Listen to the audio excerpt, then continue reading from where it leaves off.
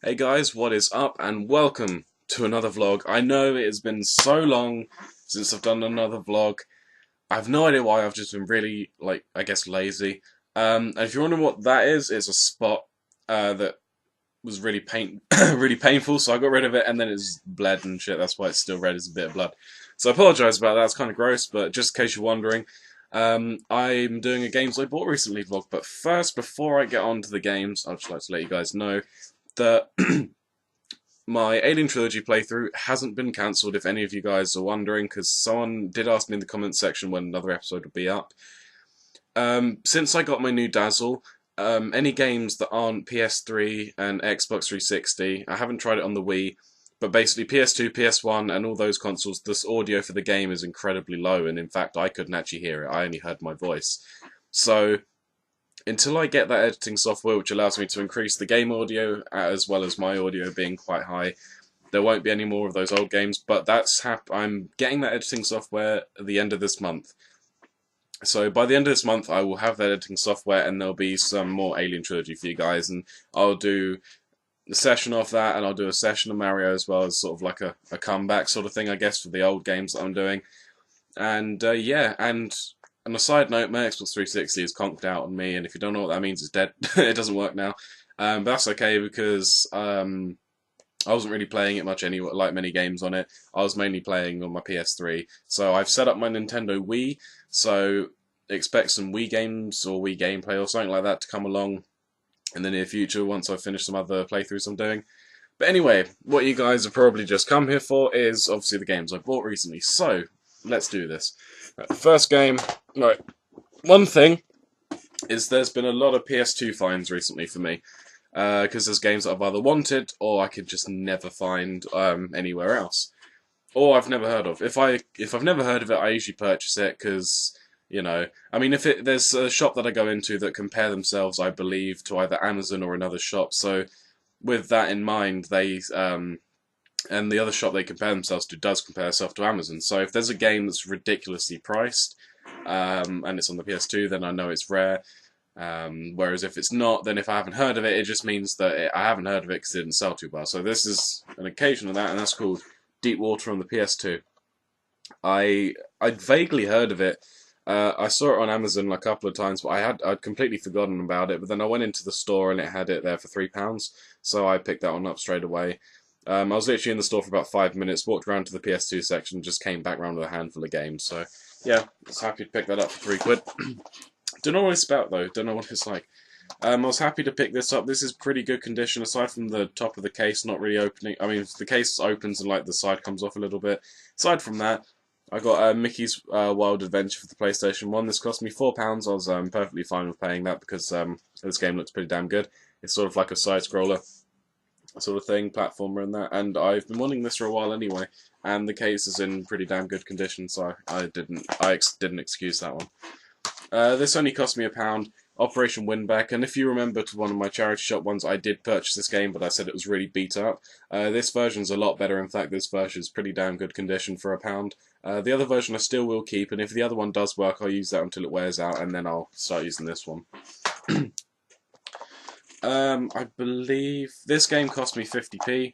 I got Airblade for the PS2. I've heard some pretty good things about this game, so I thought I'd pick it up. And 50p. If I don't like it, then it's 50p, isn't it? You know, so I'm not complaining. I don't remember how much this one cost me. Where'd I pick this one up? I don't remember. Anyway, second sight on the PS2. I don't actually remember where this, how much this game was, or where I bought it from, for that matter. But it wasn't much more than £1. I'm pretty sure it was only £1 or a couple, maybe even a couple of quid, something like that. It wasn't very much anyway. So yeah, I've heard some decent things about it. This game cost me £1. Kengo Master of Bushido. I haven't really heard of this game, and I haven't really seen any gameplay on it, but it looked pretty interesting. And as I said, for £1, if it's not very good, then it's not that bad. Shit, there's one more game. Hold on, one more game. Where is it? Where it is? Found it. Found it. Right. Basically, there's a shop that I go into quite a lot, and they usually do on PS1, original Xbox, and PS2. They do £1.99 each or 3 for £5. So sometimes I can get some games that are worth a little bit more than like £5 or £1.99. So say like one's worth like a tenner, then I can get 3 for a fiver. So I'm technically getting one of them for free. So I picked up 3 games. One of them was Lost World Jurassic Park for the PlayStation 1. This is just to add to my collection, and I have heard some decent things about it, so that's why I picked it up. I got no manual. I got Cold Winter for the PS2. I used to own this game years ago, but then I didn't, and then I own it again now. This game is pretty damn good actually, and I did finish it, which surprised me because I got it when I was younger, and if something was too difficult, I used to excuse me. I used to just give up. But yeah, so I picked that up. And the other game I picked up with it was Chaos Legion, another game that I used to own but I got rid of, but I wanted to pick it up again because it was good. It's just that I sucked at it and I owned it quite a while ago. I don't think this has a manual either, no. Neither of them have the manual, but I'm really not bothered because, £3 for £5 I'm really not complaining. Okay, so I've gone pretty retro with these two. In the same store that I picked up those 3 for £5, I picked up Aladdin on the Super Nintendo. This cost me $9.99, or basically tenner. I picked up this because I saw some gameplay on Game Grumps of this, and it looked pretty damn fun. So I popped it in my SNES, because my SNES is literally just under my bed. I set it up, and it is really fucking fun. I sat down for a good hour and a half playing this, and yeah, it's pretty good. And continuing with the retro thing, this cost me £8 in a different store, but it was £8, so I thought I'd pick up Starwing, also known as Star Fox. I don't know why it's called Starwing over here, but I think Star Fox sounds better. But yeah, I sort of picked that up for £8. I'm not complaining. £8. Okay, another store that I went into, they done a deal where you get 3 for 2.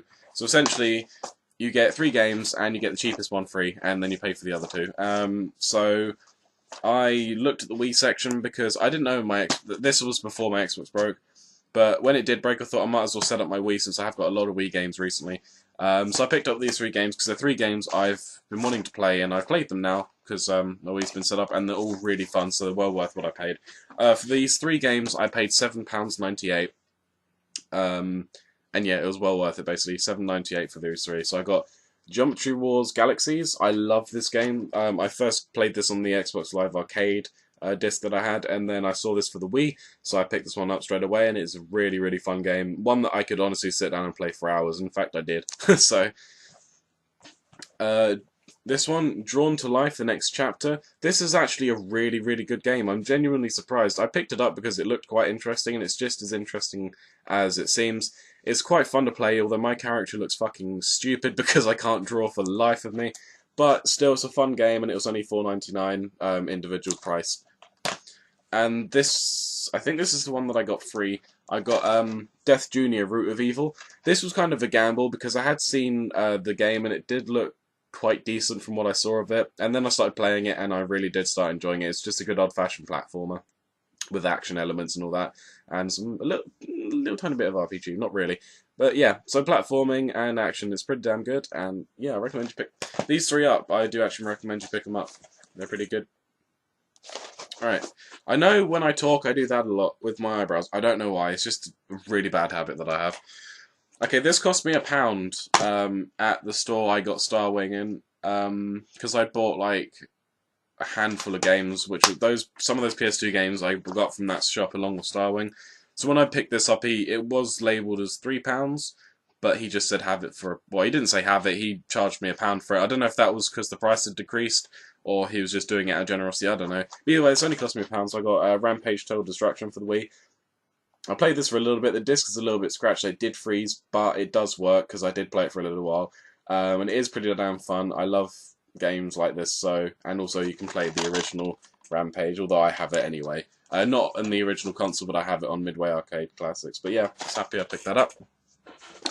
Okay, so now we're literally sticking with sort of PS2 here, apart from one game. So I got, for £1.50, I got Crazy Taxi.